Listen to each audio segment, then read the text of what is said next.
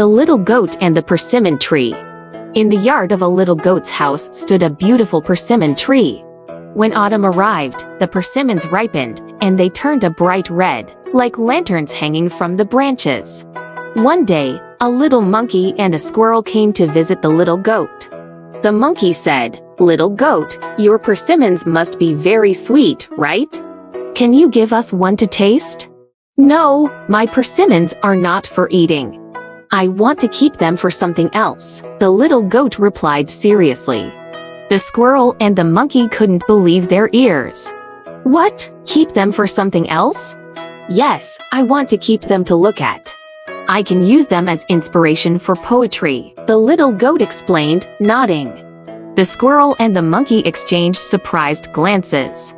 "You mean you want to write poems about your persimmons?"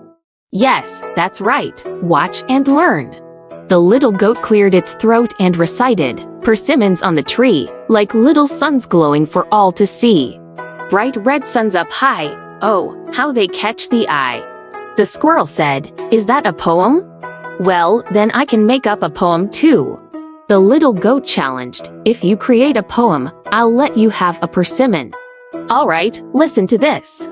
The squirrel cleared its throat and recited, "Autumn is here, the persimmon tree shines so clear, it welcomes the season we hold dear." The squirrel looked at the little goat with anticipation. "Now can I have a persimmon?" "No, your poem is not good enough, so no persimmon for you." "Arg, you're so unfair." The monkey and the squirrel left in disappointment. A crafty crow was perched on the roof and saw everything. As soon as the little goat entered the house, the crow flew over to the persimmon tree. It started pecking at the ripe persimmons, creating holes in them. The little goat saw the crow and rushed outside, shouting, "Bad crow!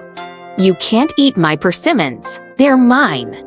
The crow replied, "If you leave them on the tree, they'll eventually fall and go to waste. Are you going to wait for that to happen? These persimmons are mine.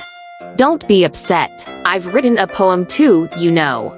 Would you like to hear it?" The crow recited, "On the persimmon tree, like suns for all to see. But with holes galore, they're not bright anymore. Ah, the suns have become a speckled floor." The crow chuckled, "I'm the one who made them look that way." The little goat was frustrated. But soon, the crow returned with a whole flock of birds, saying, "Little goat, we're here to create some poems. But first, we'll need to enjoy some of your persimmons to get inspired." The crow led the other birds to peck at the persimmons. The little goat was furious and went to find a bamboo stick to shoo the birds away.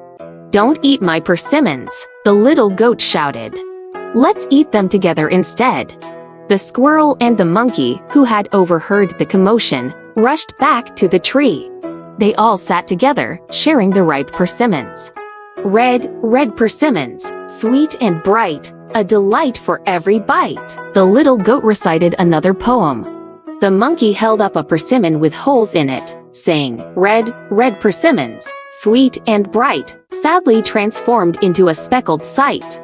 They all burst into laughter, enjoying the persimmons they had once wanted to keep untouched. On the persimmon tree, there remained one lonely persimmon, hanging there for the birds to enjoy. As they looked at it, the little goat couldn't resist creating another poem. Welcome to our YouTube channel. Find more story for kids.